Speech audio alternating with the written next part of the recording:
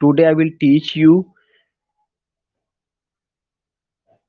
today I will teach you the ballad. But remember that before it, what I have taken before it, I have taken subjective form of poetry and objective form of poetry. In morning class, I have gone with mock epic and dramatic monologue and dramatic lyric and interior monologue. And one thing I would like to tell you ki I have shared these videos even in WhatsApp group, and except WhatsApp group, these videos are also available on my channel. So my request to all of you ki whenever you see my video on YouTube channel या anywhere, please leave a comment, like or dislike, या leave a comment whatever you want to say, उसके बारे में जो भी आप कहना चाहते हैं वेन एवर यू सी, तो कोई ना कोई आप कमेंट उस पर जरूर लीव कर दीजिए करिए। उससे थोड़ा सा चैनल की पॉपुलैरिटी होगी और मैं चाहता हूँ कि कम से कम लोगों तक वो पहुंचे, चीजें को जो है वो चीजें हो। और कल या परसों से जो आपकी क्लासेस होगी वो बिल्कुल क्लासरूम जैसा लुक मिलेगा, क्योंकि बहुत सारी चीजें मैंने अभी अरेंज मैं कर रहा हूँ।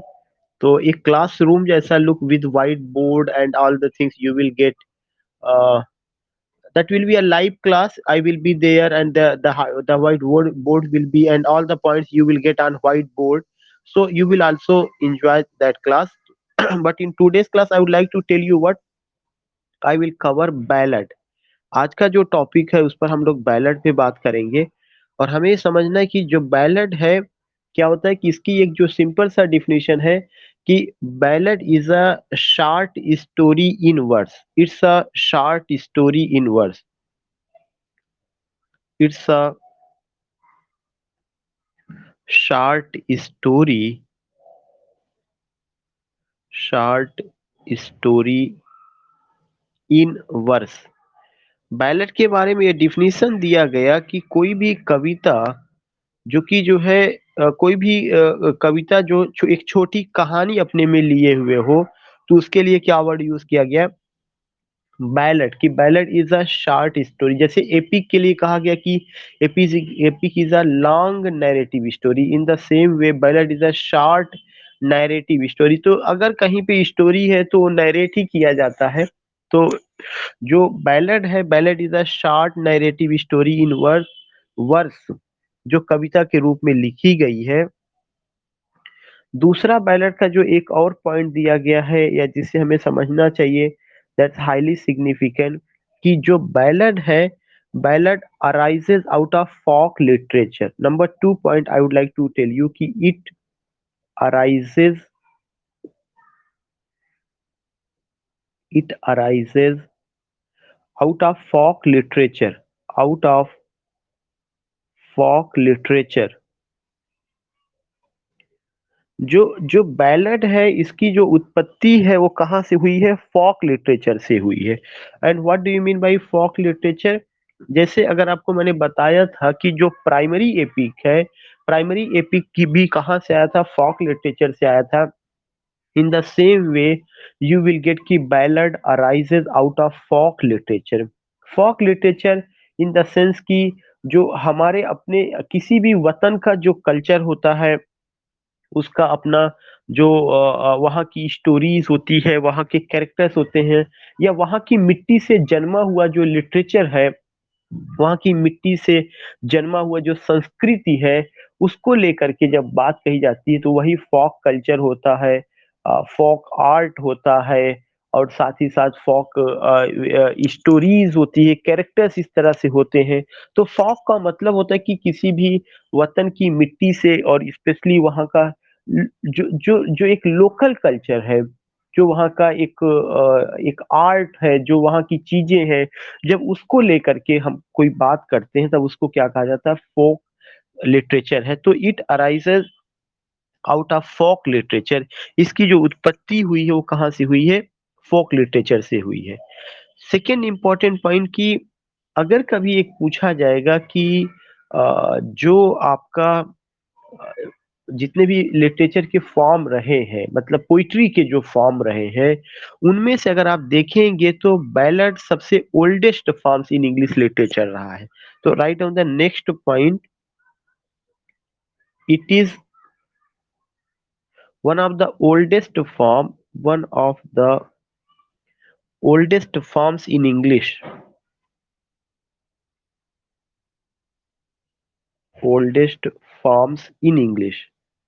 इंग्लिश में जो भी, जैसे ऐसा नहीं है, बैलड जो है आपका सोनेट से भी पहले आया हुआ है।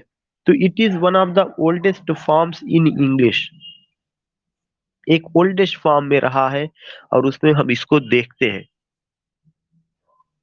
Second second point I would like to tell you कि अ, जो बैलेट होता था, यह जो वर्ड आया हुआ है, the word ballad came the word ballad came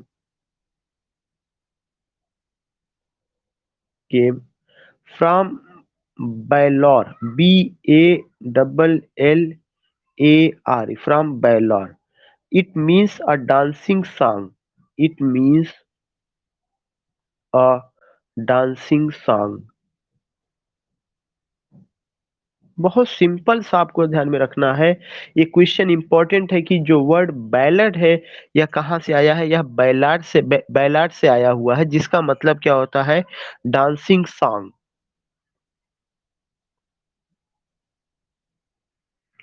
next point I would like to tell you कि जब बैलड आया तो उस समय जो है, यह कहाँ पे होता था, इट वाज संग फ्रॉम विलेज टू विलेज, एक गांव से दूसरे गांव में इसको लोग गाते थे। और उसके साथ साथ जो उसके सिंगर होते थे, जो गाने वाले लोग होते थे, उनके पास एक जो है फिडल होता था। फिडल या हार्प एक म्यूजिकल इंस्ट्रूमेंट होता है। अगर आपको याद होगा, अपने यहाँ हिंदी में एक वर्ड यूज किया जाता है, आल्हा। जो आल्हा है, जिसमें बहुत ज्यादा वीर रस होता है, वह जो आल्हा है, वही आल्हा ही क्या आपका कहलाता है, वही आल्हा ही एक तरह से बैलड है, जो बहुत ही ओजपूर्ण आवाज में गाई जाती है। और खासकर आल्हा और उदल बुंदेलखंड का जो एरिया है, वहाँ का जो कल्चर है, वहाँ पे बैलड बहुत ज्यादा फेमस है। जैसे कहीं पे अगर आप देखेंगे कि अपने साइड में पूर्वांचल में जब आप जाएंगे, तो पूर्वांचल साइड में बिरहा हो गया, कजरी हो गई, यह वहाँ का लोकगीत है। ऐसे ही बुंदेलखंड एरिया में जो वहाँ का लोकगीत होता था, जो फोक सॉन्ग होता है, वह जो है क्या होता था, बैलड होता है। और बैलड कहाँ से आया, बैलार वर्ड से आया, जिसका मतलब क्या होता है, डांसिंग सॉन्ग। और यह जो डांसिंग सॉन्ग होता था, इट वाज सung from village to village. Next point जो आपको लिखना, पॉइंट नंबर 4 होगा या 5 होगा, it was sung from village to village, it was sung from village to village. एक गांव से यह दूसरे गांव में गाया गाया गया है, to the accompaniment of a harp और fiddle, to the accompaniment, ACCOMPANIMENT, to the accompaniment of harp or fiddle, HARP, harp or fiddle, FIDDLE।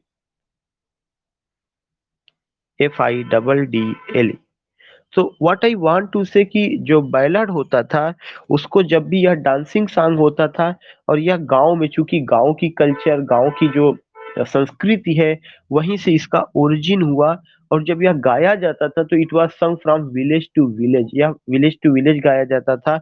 और जब भी गाया जाता था, तो उसके साथ साथ जो गाने वाले होते थे, उनके पास एक क्या होता था, एक जो है म्यूजिकल इंस्ट्रूमेंट होता था। उस म्यूजिकल इंस्ट्रूमेंट को क्या कहा जाता है, हार्प या फिडल। और जो गायक होते थे, एक गायक जो होते थे, जिसको हम बंजारे कहते हैं, ये बंजारे टाइप होते थे, स्टॉलिंग सिंगर होते थे। उन बंजारों को क्या कहा जाता था, the singers were stalling. Next point, point number I think 6 या जो भी होगा, the singers were, SINGERS,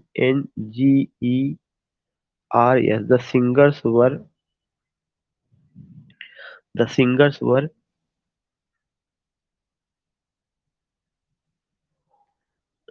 the singers were installed,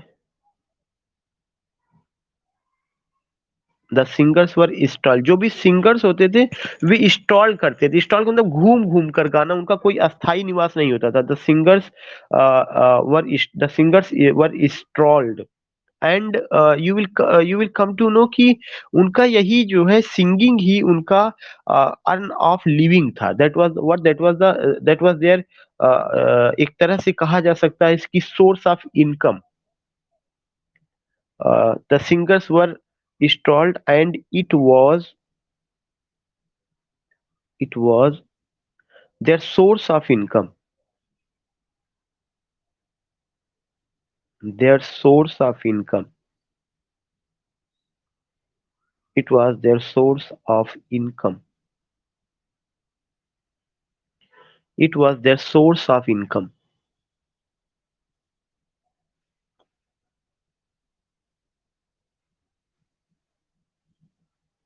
So in this way you are getting the point कि what I want to tell you कि ballad अपने में जो शब्द है यह फोक आर्ट को, फोक कल्चर को लिया हुआ है। और जब हम बात करते हैं तो मैंने आपको यही बताया था कि it's a short story in words, और इसमें क्या है, डांसिंग सॉन्ग है। और जो भी बैलेड रहे हैं वे जो है रिटन फॉर्म में पहले नहीं थे, वे ओरल होते थे। इसीलिए अगर आप देखेंगे कि बैलेट को दो तरह से बांटा गया है या दो हिस्सों में इसको डिवाइड किया जाता है। और एक अगर आप देखेंगे तो एक बैलेट को हम कह सकते हैं कि ballad of growth, right down here की types of ballad, types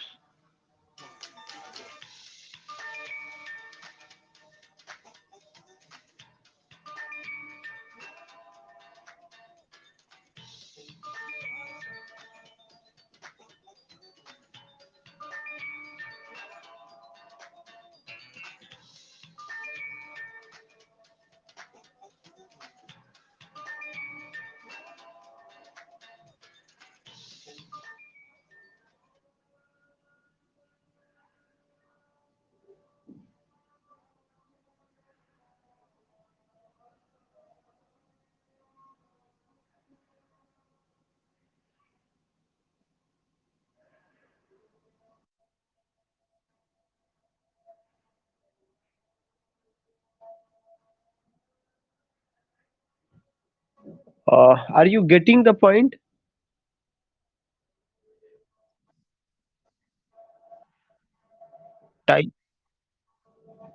types of ballot,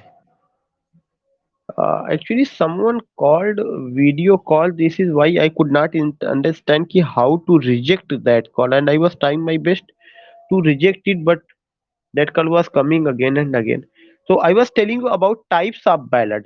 जो टाइप्स ऑफ बैलेट है आपको ये देखने को मिलेगा, यह टाइप्स ऑफ बैलेट कितने तरह का होता है, दो तरह का होता है। पहला जो टाइप्स ऑफ बैलेट है इसको आप कह सकते हैं ballad of growth, ballad of growth, GROWTH, ballad of growth. इसको हम एक और नाम देते हैं ballad of growth or authentic ballad, AUTHENTIC, authentic ballad, BALLAD। You will come to know कि दो तरह का बैलेट होता है। और एक बैलेट आपका क्या होता है कि बैलेट ऑफ ग्रोथ है, और दूसरा आपका कौन सा बैलेट है, authentic ballot, ballad of growth और ऑथेंटिक बैलेट। यह जो होता था बैलेट ऑफ ग्रोथ और ऑथेंटिक बैलेट, यह ओरल फॉर्म में होता था। सबसे पहले हम इसी के बारे में बात कर रहे हैं, यह किस में होता था, ओरल फॉर्म में होता था।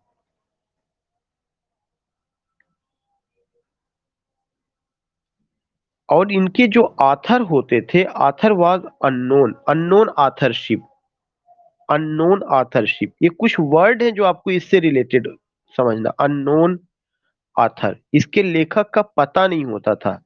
मतलब ये नहीं, ये कभी कहा नहीं जा सकता इसको इसको इसका इजाद करने वाला कौन है। पता चली कोई गांव में ही एक ऐसा आदमी है जिसने कोई स्टोरी सुना और उसने उसको क्या किया, ऐसी तैयार ओरली तैयार कर लिया, कोई उसका रिटन शेप नहीं होता था, किसी को एक क्रेडिट नहीं दिया जा सकता था कि हाँ इसी ने ये चीज किया हुआ है।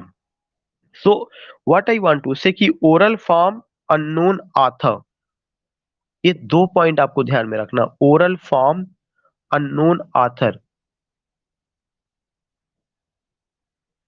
तो you will come to know कि जो बैलेट्स है यह दो तरह से होता है। पहली बात तो हम लोग कौन से बैलेट पे बात कर रहे हैं, द बैलेट ऑफ ग्रोथ पे बात कर रहे हैं, और उसी को हम किसके नाम से जानते हैं, ऑथेंटिक बैलेट के। इसकी दो कैरेक्टरिस्टिक होती है, पहली कैरेक्टरिस्टिक यह ओरल फॉर्म में होता है, और दूसरी कैरेक्टरिस्टिक की इसका जो आथर होता है वह अननोन होता है। और ये जो एग्जिस्ट करता है, मतलब it exist for ages.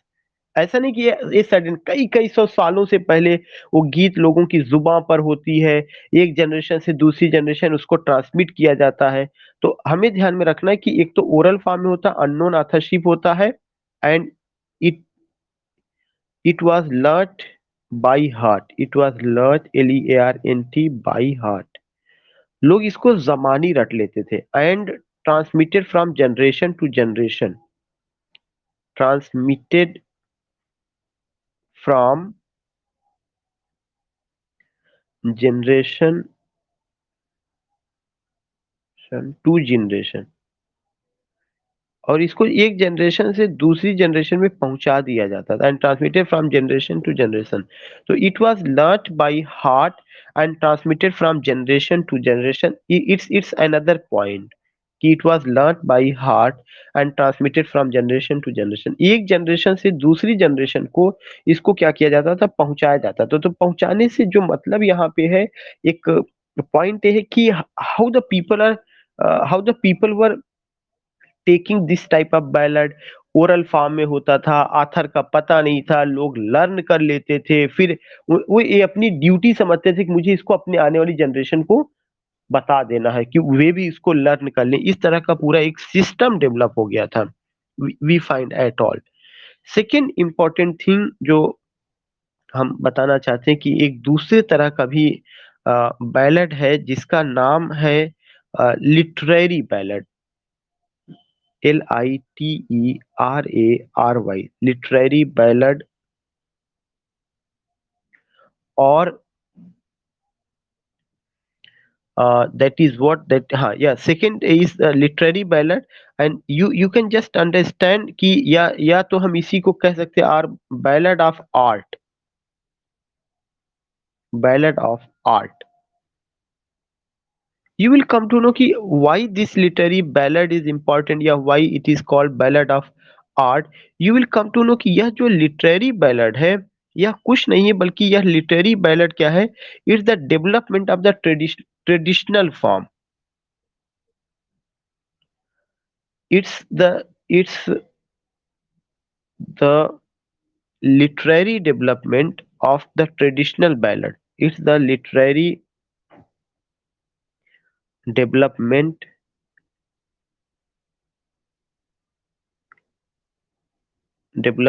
of traditional form। जो ट्रेडिशनल बैलेट था, उसी ट्रेडिशनल बैलेट को एक रिटन रूप दिया जाने लगा, और एक उसका स्ट्रक्चर तैयार किया गया कि बैलेट ऐसा होना चाहिए। तब हम उसको क्या कहते हैं, हम उसको लिटरेरी बैलेट कहते हैं कि it's literary development of traditional form. यह जो है आपका लिटरेरी डेवलपमेंट है, और किसका लिटरेरी डेवलपमेंट है, ट्रेडिशनल फॉर्म का वो है।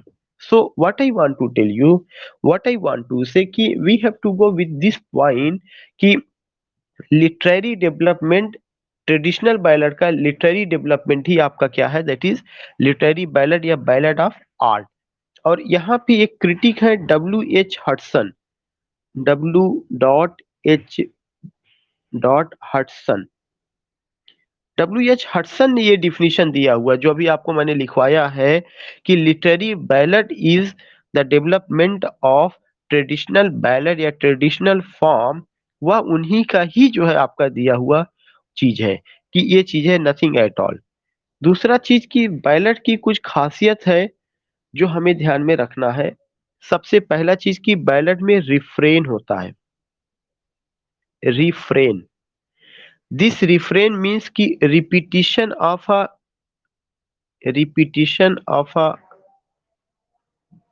वर्ड, क्लास और a line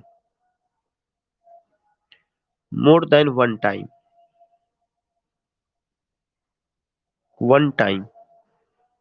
you will come to know कि रिफ्रेन एक लिटरेरी टर्म का हिस्सा है, और रिफ्रेन का मतलब होता है कि रिपीटिशन ऑफ अ वर्ड, किसी भी शब्दों का जब आप रिपीटिशन करते हैं, क्लास का रिपीटिशन होता है या लाइन का होता है, और कैसे होता है, मोर देन वन टाइम, एक बार से ज्यादा, तब हम उसको क्या कहते हैं, तब हम उसको रिफ्रेन कहते हैं। और मैं आपको इसका एग्जांपल बता दूं कि आप लोगों ने जो बैलेट पढ़ा हुआ है, दैट इज ला बेलिडेम सांस मर्सी बाई जॉन कीट्स। अगर आप देखेंगे कि इसकी जो लाइन है, ओ नाइट व्हाट एन एल दी, कि जब वो कहते हैं ओ नाइट व्हाट एन एल दी, तुम्हारे दुख का कारण क्या है, तो यह लाइन एक बार नहीं बोली गई है, बल्कि उस पोयम में कई बार बोली गई है। You will come to know कि ये जो होता है वह, यह बैलेट की खासियत होती है कि बैलेट में किसी एक लाइन को कई बार रिपीट किया जाता है, या एक शब्द को या फ्रेज को या क्लास को जब रिपीट किया जाता है, तो उसको लिटरेचर में क्या कहा जाता है, रिफ्रेन कहा जाता है। दूसरा चीज की जो बैलेट होता है उसमें एब्रप्ट स्टार्टिंग होती है। एब्रप्ट स्टार्टिंग, एब्रप्ट स्टार्टिंग का मतलब होता है सडन स्टार्टिंग। सडन का मतलब कि पोएट कोई बैकग्राउंड नहीं बनाएगा, वह बहुत तेजी के साथ टू द पॉइंट आता है, और उसकी जो शैली होती है, वह जो शैली होगी वह स्लो नहीं होगा बल्कि फास्ट होगा। ओ नाइट व्हाट एन एल दी, इस तरह से करके वह उसमें बात करते हैं। तो you will come to know कि एब्रप्ट स्टार्टिंग है, और उस एब्रप्ट स्टार्टिंग को हम क्या कहते हैं, सडन स्टार्टिंग। तो पहला तो रिफ्रेन हो गया, दूसरा आपका एब्रप्ट स्टार्टिंग, ये दूसरा पॉइंट है बैलेट का। तीसरा चीज जो आपको ध्यान में रखना है कि क्वेश्चनिंग आंसरिंग स्ट्रक्चर, जो बैलेट होगा उसमें क्वेश्चन जरूर किया जाता है, questioning and answering structure, questioning answering structure. You will come to know कि जो बैलेट होगा उसमें जो है क्वेश्चनिंग आंसरिंग स्ट्रक्चर आप पाएंगे, और क्वेश्चनिंग आंसरिंग स्ट्रक्चर का मतलब ये होता है कि क्वेश्चन पूछा जाता है और साथ ही साथ जो है उसका आंसर दिया जाता है। तो you will come to know there is questioning answering structure, questioning answering structure. और ये चीज आप देखे होंगे कि लाइबिलिटी सांस मर्सी में भी है। तो what did I tell, refrain, sudden starting या एब्रप्ट स्टार्टिंग, दूसरा चीज मैंने क्या बताया, क्वेश्चनिंग एंड आंसरिंग स्ट्रक्चर। जो एक नेक्स्ट पॉइंट है कि सेट स्टैंजा फॉर्म, इसका स्टैंजा फॉर्म सेट होता है। Set stanza form that is quatrain. Ballad जो भी लिखा जाता है वह क्वार्टरेन में लिखा जाता है। क्वार्टरेन माने फोर लाइन्स स्टैंजा, चार लाइन का स्टैंजा होगा, फोर लाइन्स स्टैंजा,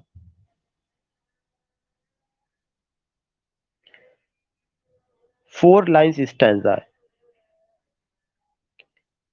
दूसरा चीज, जब भी ये लिखा जाता है फोर लाइन्स में, तो इसका जो राइम पैटर्न होता है ABCB, ABCB, this is the rhyme pattern. जो फोर लाइन्स होगा उसका राइम पैटर्न इस तरह से होता है।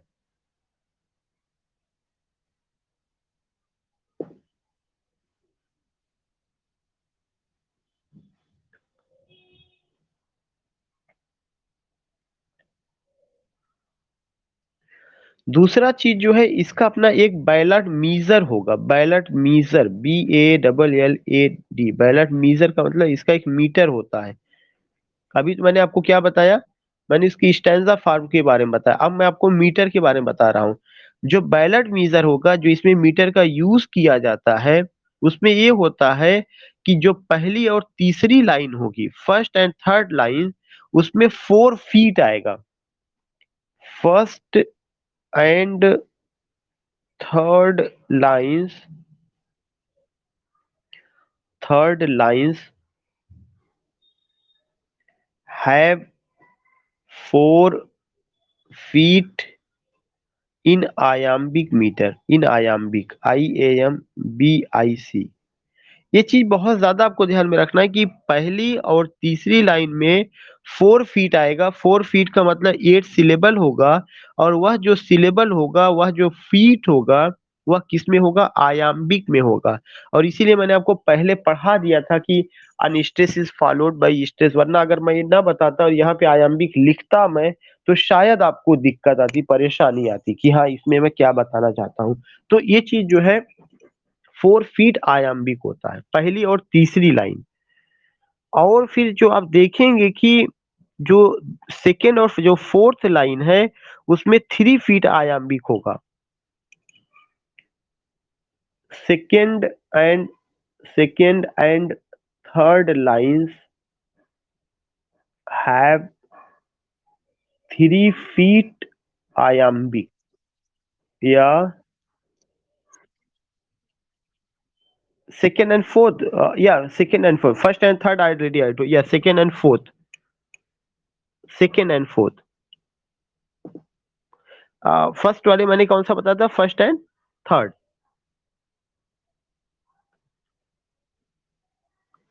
तो हियर विल बी वर्ड की सेकेंड एंड फोर्थ, और जो सेकेंड और फोर्थ लाइन है उसमें क्या है? 3 feet आयाम्बिक, IAMBIC। So these are the points, yeah, these are the things which you have to remember कि why ballot measure, yeah, what is the important of this particular line। Next important thing which I want to tell you कि जो भी ballad होगा, ज्यादातर ये देखा गया है कि उसका जो सेटिंग होता है वह कौन सा होता है? Middle age, medieval period, MEDIEVAL, medieval period और the middle ages.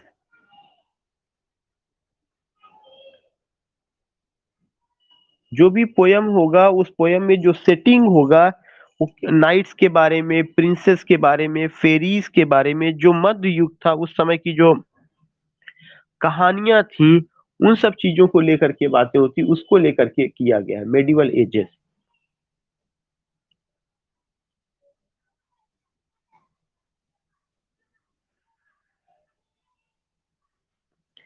Second thing I want to tell you कि when you come to know about this particular thing, कि बैलेट में ये सब चीजें होती हैं और इसकी एक कैरेक्टरिस्टिक्स होती है, तो रिमेम्बर दैट कि जो भी इसमें रहा है, शिवेलरी है, रोमांस है, ये चीज आपको ध्यान में रखना है कि इसके सब्जेक्ट मैटर किन किन चीजों को लेकर के हैं। शिवेलरी,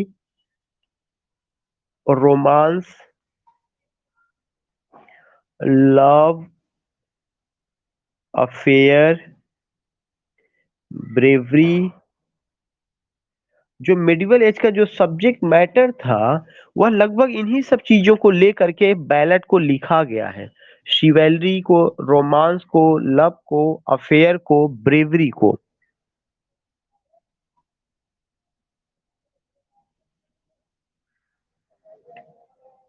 सो you will come to know these are the point, these are the things जो हमें ध्यान में रखना है। Next point I want to tell you, इसके अलावा बैलेट की एक और कैटेगरी होती है जिसका नाम है मॉक बैलेट। मॉक बैलेट और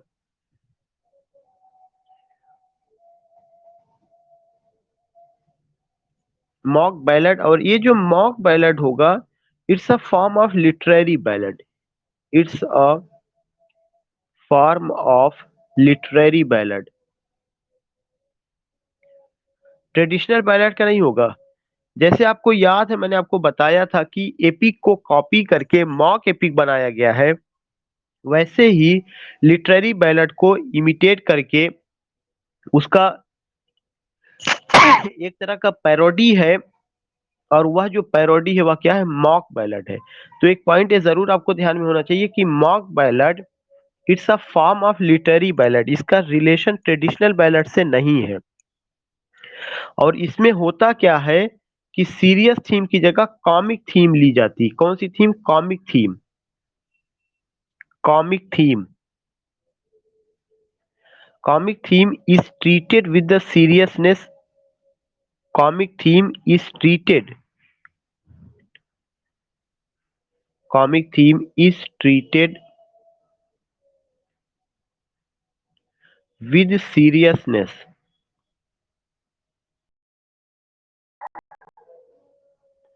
So what I want to say कि remember that कि एक कॉमिक बैलड होगा और उस कॉमिक बैलड में जो थीम होगा वो क्या होगा, कॉमिक थीम होगा, रिडिकुलस होगा, माइनर होगा। लेकिन वह जो कॉमिक थीम होगा उसको कैसे ट्रीट किया जाएगा, काफी सीरियसनेस के साथ ट्रीट किया जाता है, is treated with seriousness. This is the point या this is the characteristic. Next point जो मैं आपको और बताना चाहता हूँ कि जो एक मॉक बैलट रहा है, इसका अपना एक एग्जाम्पल है। एक पोएट थे काउपर, और काउपर ने लिखा था John Gilpin, Cowper's John Gilpin, COWPER Cowper's John Gilpin, JOHN John Gilpin. This is the name of the ballad John Gilpin. तो यू कैन राइट डाउन कि Cowper's John Gilpin is a well known example of mock ballad.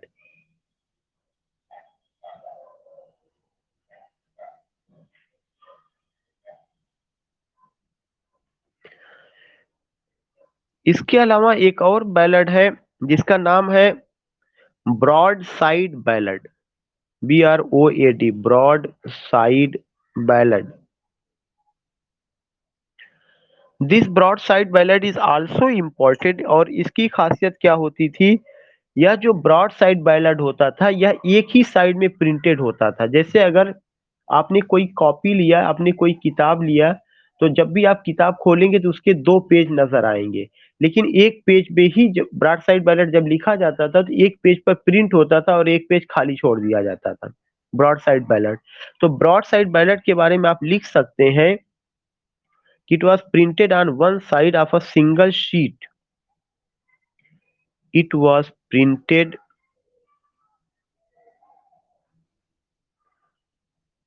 on one side of a single sheet, broadside ballad. और जो broadside ballad है यह क्या था, it was printed on one side of a single sheet, SINGLE, single sheet. और इसका जो subject matter होता था वह हमेशा current event or person or issue, current event. इसका जो थीम था क्या था, current event, event or person और issue. You will come to know कि यह जो होता था उसमें जो भी होता था current event or person or issue होता था। और यह जो है ये इस तरह के जो बैलड होते थे ब्रॉड साइड बैलड, वे एक ही तरफ लिखे जाते थे। तो इस तरह की चीजें हमें देखने को मिलती हैं कि current event or person or issue. Next point I want to tell to all of you कि जब हम इंग्लिश लिटरेचर में बैलड की बात करते हैं तो एक बहुत इंपॉर्टेंट या कलेक्शन ऑफ बैलड आता है जिसका नाम है reliques of ancient English poetry. ये क्वेश्चन पूछा जा चुका है। RELIQUES, reliques of ancient English poetry, reliques of ancient English poetry 1765 में, 1765, reliques of ancient English poetry 1765, 1765। और इसके जो राइटर, ये एक कलेक्शन ऑफ बैलड है, जो पुराने बैलड ओरल फॉर्म में थे उसको जो है कलेक्ट करने का काम किया गया। और ये काम 1765 ईस्वी में होता है। और जब उसको कलेक्ट करके कंपाइल किया गया तो उसको जो किताब का नाम है उसका नाम था कि relics of ancient English poetry. और ये काम किसने किया है? बिशप पर्सी ने किया है। Bishop pursed, BISHOP, bishop pursed, PERCY, bishop pursed. Relics of Ancient English Poetry 1765 and the work was done by whom? Bishop Percy। तो दो नाम आपको ध्यान में रखना है। जो कूपर थे उनका क्या था? जॉन गिल्पिन था। दूसरा चीज मैंने आपको क्या अभी बताया कि relics of ancient English poetry जो ओरल बैलेट का एग्जाम्पल है, ट्रेडिशनल बैलेट का वो रहा है। और लिटरेरी बैलेट का सबसे बेहतरीन एग्जाम्पल अगर कोई रहा है तो वो कौन सा है? जो हम लोगों ने पढ़ा है, that is La Belle Dame sans Merci. La Belle Dame sans Merci by Keats.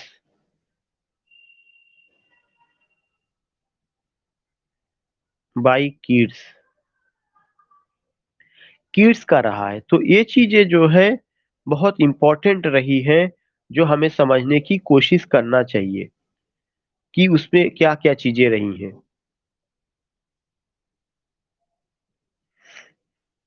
So these are the points जो हमें ध्यान में रखना है, या उन उन सारे पॉइंट्स को हमें समझना है कि दे आर हाईली सिग्निफिकेंट, कि उनका अपना एक इम्पोर्टेंस है। और हमें किस तरह से हम उन चीजों को समझ सकते हैं या कर सकते हैं। So what I want to tell you कि we have to go with these points. और उन सारी चीजों से रिलेटेड जो क्वेश्चंस हैं, जो चीजें हैं, उन्हें हमें समझने की कोशिश करना चाहिए। अल्लाह विली डेम सांस मर्सी जो बाय किड्स का है, इसमें अगर आप देखेंगे तो एक तो उसका जो टाइटल है दैट इज इम्पोर्टेंट, कि उसका क्या मतलब है कि a beautiful lady without mercy.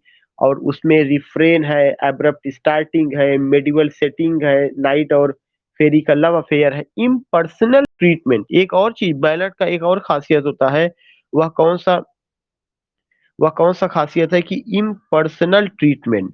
Impersonal treatment, TREATMENT, impersonal treatment. Impersonal treatment, that is the point, कि एक बहुत इंपॉर्टेंट पॉइंट होता है, that is the impersonal treatment. तो उसके साथ हमें चलना है कि what is the importance of impersonal treatment and other things. So what I want to say कि इन सारी चीजों को हमें ध्यान में रखना है। नेक्स्ट पॉइंट जो मैं आपको शेयर करना चाहता हूँ, या जो मैं बताना चाहता हूँ कि उसको हमें कैसे और चीजों को ध्यान में रखना चाहिए, तो कुछ उसके एग्जाम्पल्स हैं जो बहुत जरूरी हैं। एक एग्जाम्पल आपको ये लिखना है। टेनिसन ने एक बैलड लिखा था, उसका क्या नाम है? दैट इज टेनिसन के बैलड का नाम है Lady of Shalott. Tennyson's Lady of Shalott, literary ballad है, Lady of Shalott. Tennyson has written a ballad and the name of that ballad is Lady of Shalott, SHALLOT। एक ballot जो है DG रॉसिटी ने लिखा है सिस्टर हेलेन करके। D.G. ROSSETTI DG Rossetti's sister Helen.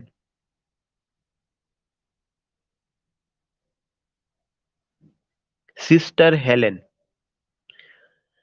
एक ballad और भी बहुत इंपॉर्टेंट है, जो कि ये तो मैं लिटरेरी बैलेट है तो उसके आथर का नाम तो पता आपको चल जाएगा, लेकिन कुछ ऐसे बैलेट रहे हैं जिसके आथर का नाम नहीं पता। वह जो है मेडिवल एज में आया हुआ है, और उसको आपको केवल नाम खाली लिखना है। एक है चेवी चेज। Chevy Chase. एक बैलेट है the Nut Brown Maid. The Nut Brown Maid the Nut Brown Maid, तो you will come to know कि एक बैलेट है चेवी चेज, दूसरा बैलेट है the Nut Brown Maid. So these are the things which you have to remember, या जो हमें ध्यान में रखना चाहिए कि चेवी चेज मेडिवल बैलेट है, द नट ब्राउन मेड ये भी मेडिवल बैलेट है, और इसके आथर का नाम नहीं पता। These are only the names of ballad. Medieval सेटिक है, मेडिवल एज के हैं, ओरल फॉर्म में है। तो मैंने पहले ही लिखवा दिया था कि कुछ बैलेट ऐसे हैं जिसके आथर का नाम नहीं पता, बाद में वो कलेक्ट करके किसी किताब में आए हुए हैं, तो वो कलेक्शन माना जाएगा, ना कि उसका जो कलेक्शन करने वाला उसका आथर होगा। जैसे मैंने आपको एक कलेक्शन अभी बताया था, रिलीक्स ऑफ एंशिएंट इंग्लिश पोइट्री। एक और कलेक्शन आया हुआ है जो बहुत इंपॉर्टेंट है, that is Francis G Child. Francis G Child, CHILD, Francis G Child's English and Scottish popular ballads. English and Scottish popular ballads, popular ballads, BALLADS, English and Scottish popular ballads. This is another important thing you will come to know about this. English and Scottish popular ballads. One, I want to tell you one more. Bertrand H Bronson का एक ballad है। Bertrand, ये author है Bertrand H Bronson, Bronson's the traditional tunes of the Child ballads. Ballad का नाम है the traditional tunes of the traditional tunes of the Child ballads of the Child ballads, BALLADS. You will come to know this is the thing, the traditional tunes of the child ballads. This is another important point. So what I want to tell you, what I want to say, कि we have to go with these things. Ballot क्या है, ballot की खासियत क्या है, ballot का history क्या है, बैलेट का टाइप्स क्या है, all these things we have to go. बाकी आपको याद होगा कि कॉलरिज का rime of the ancient mariner, that is also a well known example of ballad, जो वहां पे आप देख सकते हैं लिटरेरी बैलेड का एग्जांपल रहा है। अ, तो उसको भी आप लिख लीजिए, Coleridge rhyme of the ancient mariner.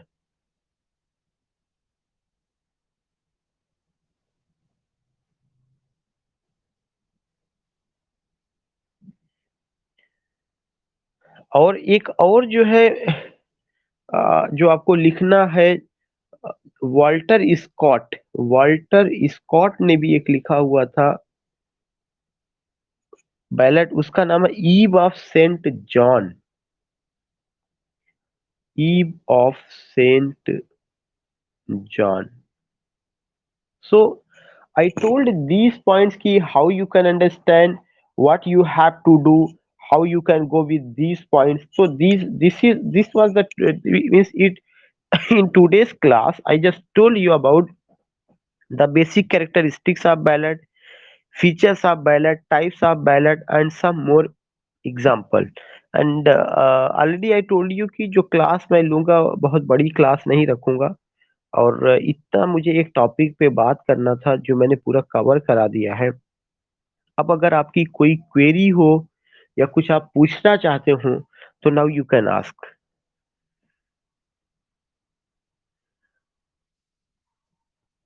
या या टीपू जी।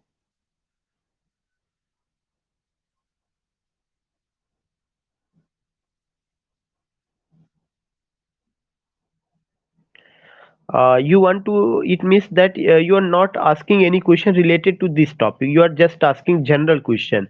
Yeah, I am coming, I am coming, but let me Let me welcome those aspirants who want to ask questions related to this topic. Yeah, yeah,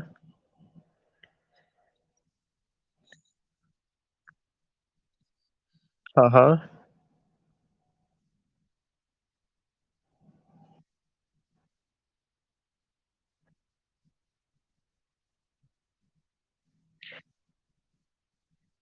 देखिए, मैंने आपको नहीं, कोई चीज़ mix up नहीं हुआ है। जितना भी आपको मैंने बताया था, मैंने 3 चीज़ें बताई हैं। मैंने कहा कि एक ये लिटरेरी बैलेड है, फिर मैंने कहा कि एक कलेक्शन ऑफ बैलेड है, फिर मैंने कहा कि इसके ऑथर का नाम नहीं पता। जिसके ऑथर का नाम नहीं पता, वह कैसा बैलेड होगा? वह आपका ट्रेडिशनल बैलेड है।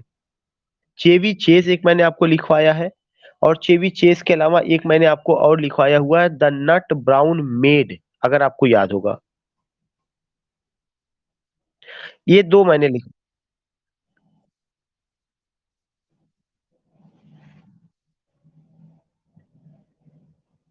या 1 मिनट। लिटरेरी बैलेड जिसके ऑथर का नाम पता है, that is an example of literary ballad.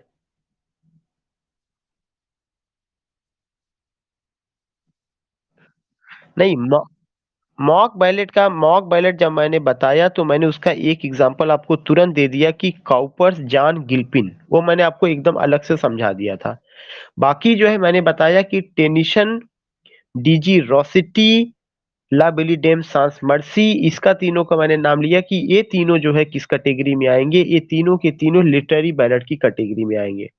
फिर मैंने ये कहा कि कुछ ओरल बैलेट जो अननोन ऑथरशिप रहे हैं, कुछ लोगों ने उसके कलेक्शन का काम किया है। कलेक्शन में मैंने 3 कलेक्शन लिखवाया है। एक कलेक्शन है थॉमस पर्सी का reliques of ancient English poetry. दूसरा कलेक्शन मैंने लिखवाया फ्रांसिस जी चाइल्ड का English and Scottish popular ballad. तीसरा कलेक्शन मैंने लिखवाया है Bertrand H Branson the traditional tunes of the Child ballads. I think now you got it. Krishna ji.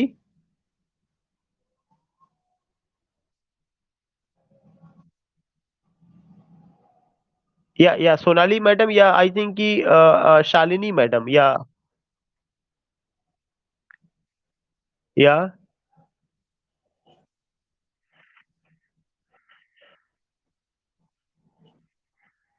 या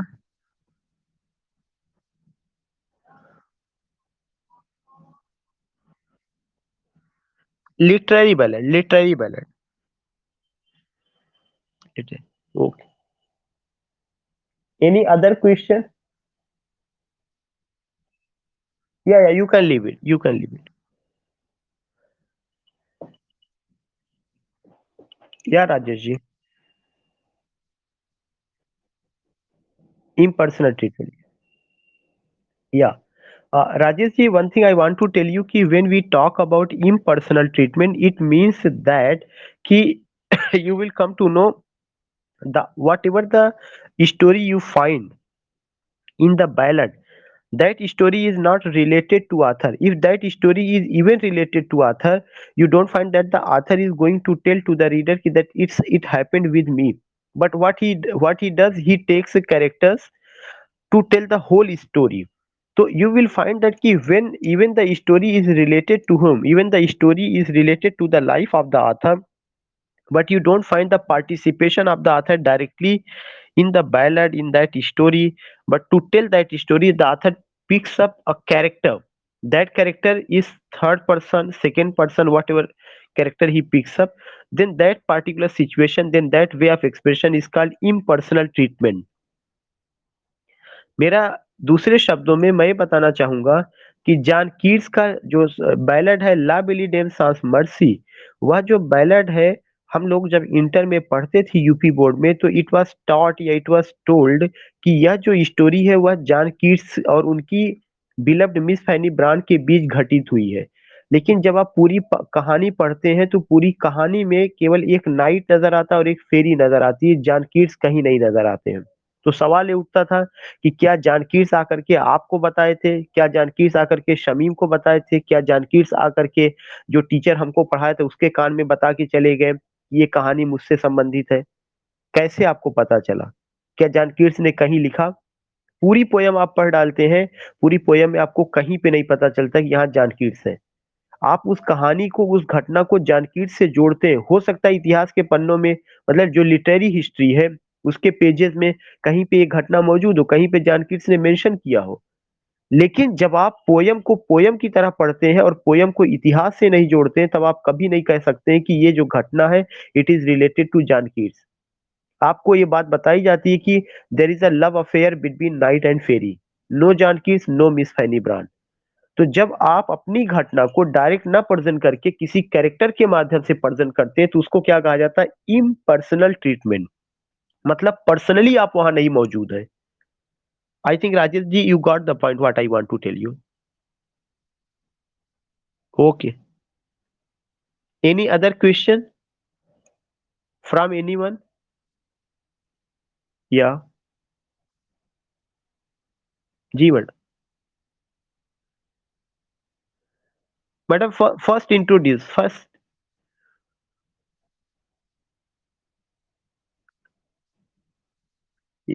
या मैडम या।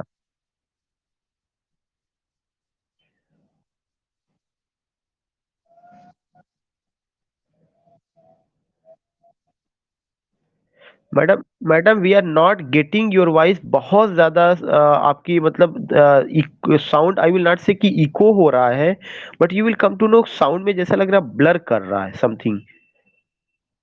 या फिर से। या राजेश जी प्लीज म्यूट योर सेल्फ। या नाउ से carry on.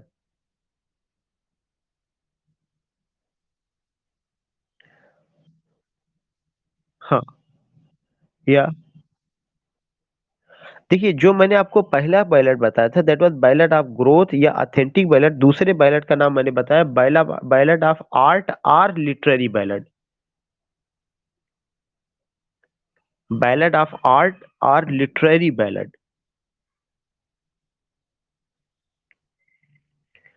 Now a very significant question was asked by Tipu ji. Tipu ji, are you here? Are you getting my voice?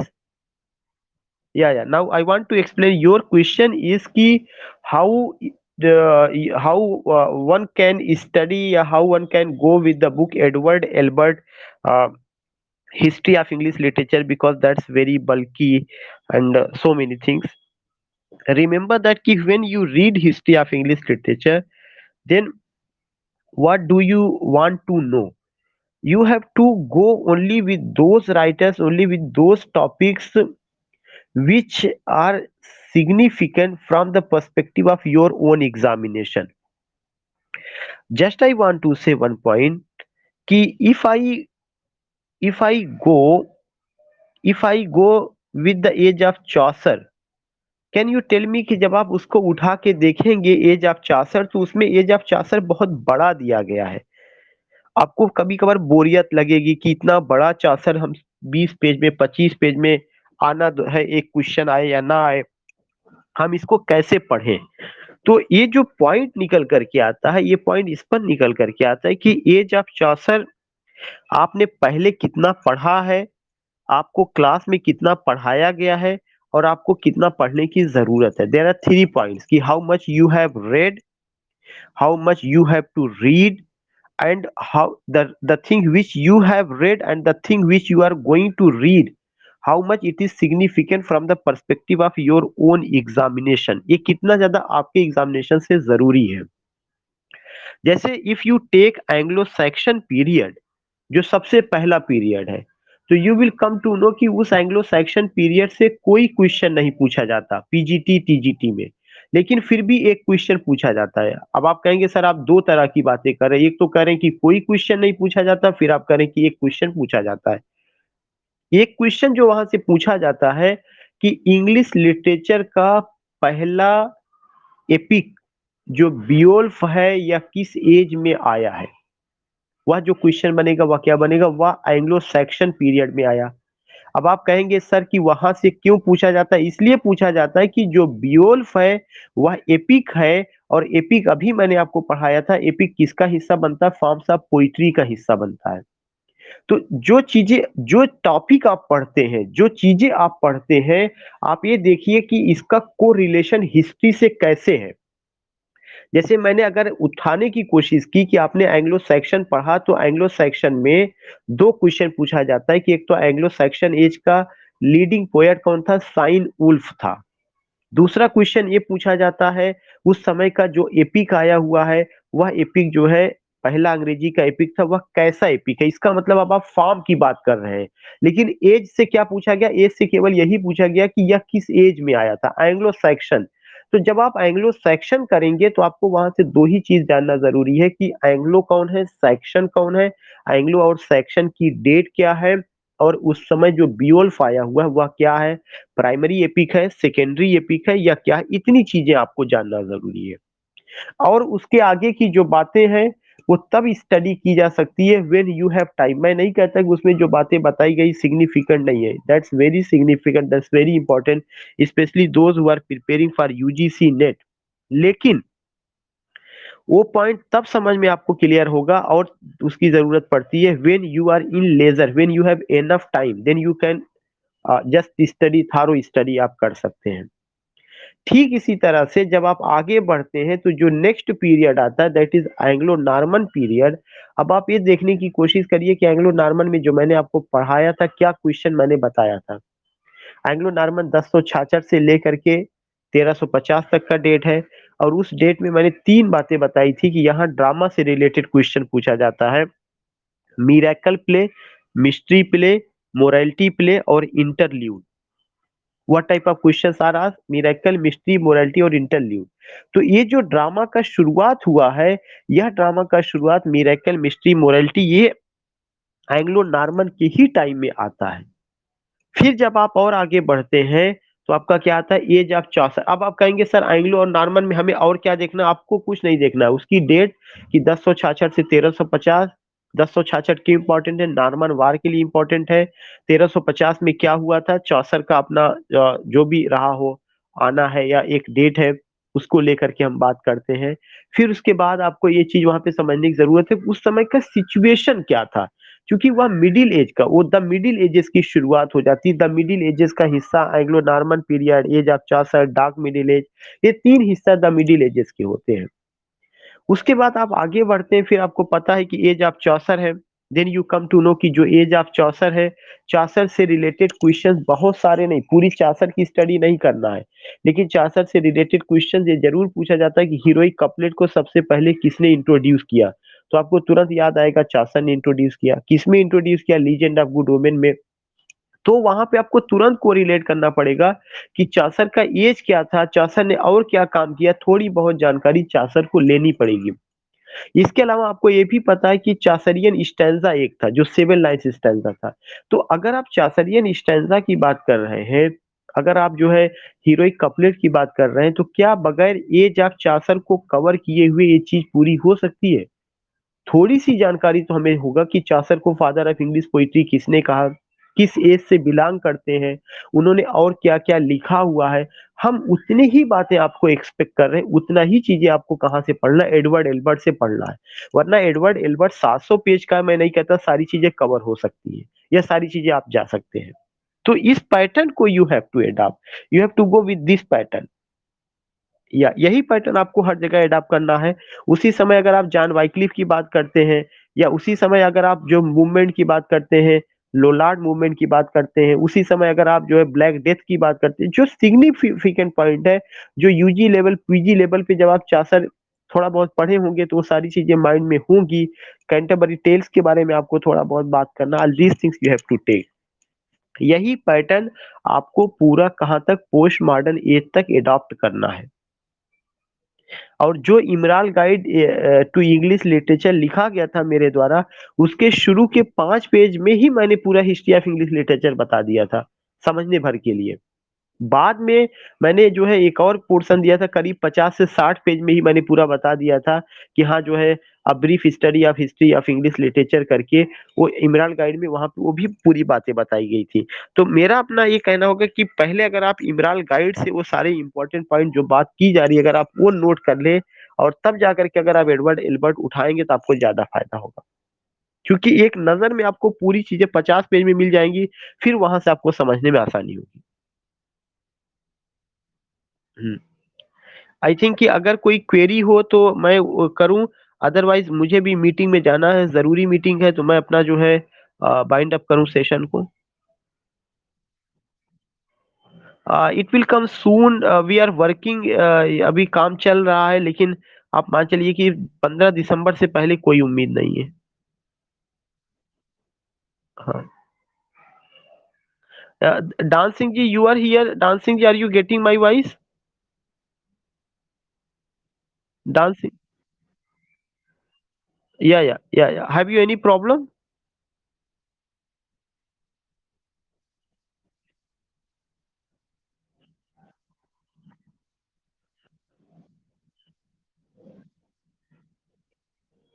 I think if you have Raghukul Tilak, so you can study Raghukul Tilak.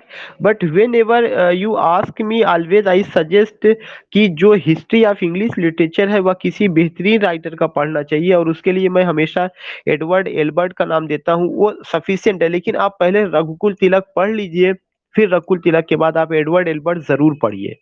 इसलिए कि इसलिए कि अगर हिंदी साहित्य का इतिहास बेहतर ढंग से हिंदी के लोग समझ सकते हैं, तो अंग्रेजी साहित्य का इतिहास जो होगा वो बेहतर ढंग से वहीं के लोग समझ करके लिखे होंगे। There is Saika ji, Saika ji, are you getting my voice?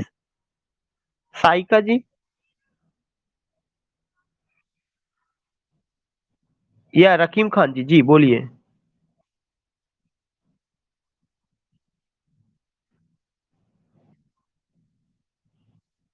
नहीं, सुटेबल है, that's a very nice book. मैं अपने एक मैंने पूरा सेशन इस पर लिया हुआ था, और मैंने कहा था कि जो है डब्ल्यू जे लांग अच्छी किताब है, इसमें कोई दो राय नहीं है।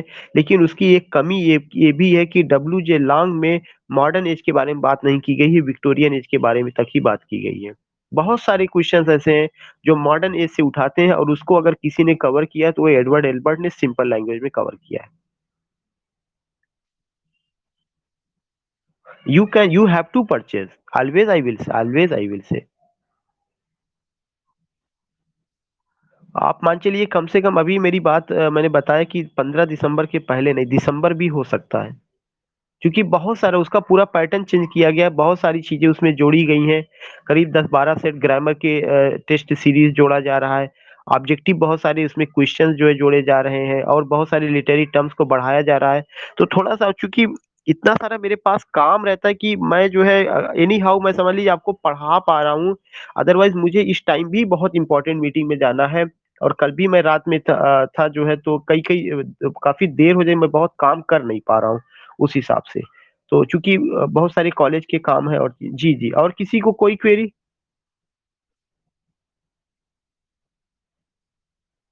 Okay okay okay, thank you madam, okay okay okay.